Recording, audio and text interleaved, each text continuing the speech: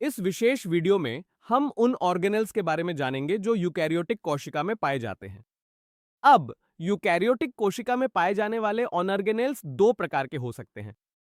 ऐसे ऑर्गेनेल्स हो सकते हैं जिनके पास झिल्ली होती है और ऐसे भी हो सकते हैं जिनके पास झिल्ली नहीं होती। तो सबसे पहले हम उन ऑर्गेनेल्स के बारे में जानेंगे जिनके पास झिल्ली होती है। इन्हें झिल्लीदार ऑर्गेनेल्स कहा जाता है। अब चार झिल्लीदार ऑर्गेनेल्स मिलकर एंडोमेम्ब्रेन कहलाते हैं सिस्टम। तो एंडोमेम्ब्रेन सिस्टम में चार ऑर्गेनेल्स शामिल होते हैं।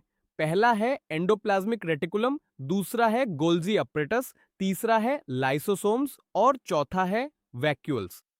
तो एक एक करके हम एंडोमेम्ब्रेन सिस्टम के सभी चार ऑर्गेनेल्स के बारे में जानेंगे। पहला ऑर्गेनेल जिसके बारे में हम बात करेंगे वह है एंडोप्लाज्मिक रेटिकुलम। संक्षेप में इसे ईआर कहा जाता है। तो इस विशेष चित्र में हम स्पष्ट रूप से देख सकते हैं कि एंडोप्लाज्मिक रेटिकुलम मौजूद है।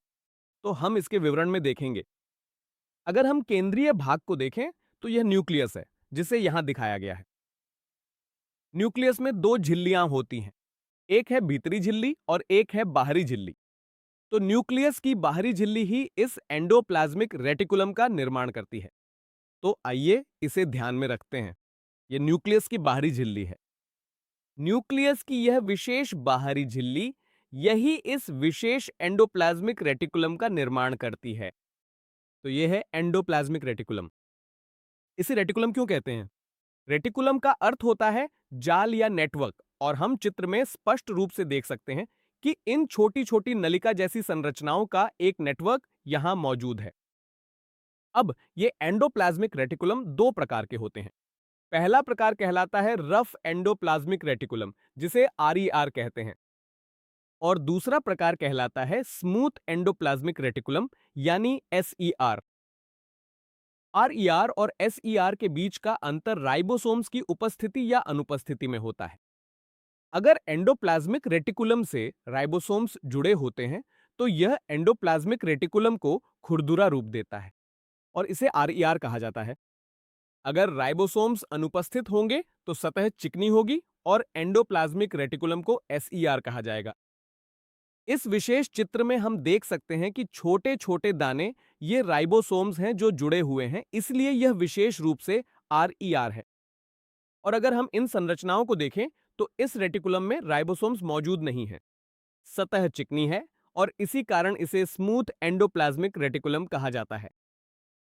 अब आरईआर और एसईआर दोनों के कार्यों की बात करते हैं। चूंकि आरईआर पर राइबोसोम्स उपस्थित होते हैं, इसलिए ये उन कोशिकाओं में पाए जाते हैं जो प्रोटीन संश्लेषण और स्राव में शामिल होती हैं। अगर हम एसईआर के कार्यों की बात करें तो ये लिपिड्स के उत्पादन का मुख्य स्थान है। लिपिड्स के संश्लेषण या उत्पादन के साथ साथ यहां लिपिड जैसे स्टेरॉयडल हार्मोन भी बनते हैं, लेकिन ये हार्मोन केवल कुछ विशेष कोशिकाओं में ही पाए जाते हैं। तो यह आरईआर और एसईआर दोनों का विवरण है। एंडोप्लाज्मिक रेटिकुलम के बाद हम एंडोमेम्ब्रेन सिस्टम के दूसरे ऑर्गेनेल पर आते हैं, जिसे गोल्जी अपरेटस कहा जाता है। गोल्जी अपरेटस की खोज करने वाले वैज्ञानिक का नाम कैमिलो गोल्जी था। गोल्जी अपरेटस में जो संरचनाएं पाई जाती हैं वे थैलीनुमा होती हैं और इन्हें सिस्टर्नी कहा जाता है। तो इस विशेष चित्र में हम इन संरचनाओं को देख सकते हैं। इन्हें सिस्टर्नी कहा जाता है और इन सिस्टर्नी का संग्रह मिलकर इस विशेष गोल्जी अपरेटस का निर्माण करता है। हम यहां स्पष्ट रूप से देख सकते हैं कि ये सिस्टर्नी एक के ऊपर एक रखी हुई हैं। ये एक दूसरे के समानांतर हैं। अब गोल्जी अपरेटस में दो सतहें होती हैं। एक सतह को सिस सतह कहा जाता है और दूसरी सतह को ट्रांस सतह कहा जाता है। अब जब भी यह गोल्जी अपरेटस उपस्थित होता है, यह एंडोप्लाज्मिक रेटिकुलम के साथ जुड़ा हुआ होता है। तो अगर हम यहां देखें तो मान लीजिए कि न्यूक्लियस इस तरफ है। यह न्यूक्लियस है, वही न्यूक्लियस जिसके बारे में हम बात कर रहे थे, और एंडोप्लाज्मिक रेटिकुलम यहां उपस्थित है। तो यह एंडोप्लाज्मिक रेटिकुलम है और यह गोल्जी एपरेटस है जो यहां उपस्थित होगा। तो गोल्जी अपरेटस का जो हिस्सा एंडोप्लाज्मिक रेटिकुलम की ओर होता है उसे सिस साइड, सीआईएस साइड कहा जाता है। तो चलिए इसे चिन्हित करते हैं। तो एंडोप्लाज्मिक रेटिकुलम की ओर वाला हिस्सा सिस साइड है और वह सतह जो एंडोप्लाज्मिक रेटिकुलम से दूर है उस तरफ साइटोप्लाज्म उपस्थित होगा। तो इस तरफ को ट्रांसाइड कहा जाता है। अब ये साइड जिसे उत्तल सतह कॉन्वेक्स सरफेस कहा जाता है और इस ट्रांस साइड को अवतल सतह कॉनकेव सरफेस कहा जाता है। इसके और भी नाम हैं। इस उत्तल सतह को फॉर्मिंग सरफेस भी कहा जाता है और ट्रांस सतह को मैच्योरिंग सरफेस कहा जाता है। तो ये इसके भाग हैं। तो सिस किस हिस्से की ओर है? यह ईआर की ओर है और ट्रांस किस हिस्से की ओर है? ये साइटोप्लाज्मिक साइड की ओर है। सिस और ट्रांस सतह का महत्व क्या है? मान लीजिए कि हम प्रोटीन की बात कर रहे हैं, तो इस प्रकार प्रोटीन का संश्लेषण एंडोप्लाज्मिक रेटिकुलम यानी ईआर में संपन्न होगा।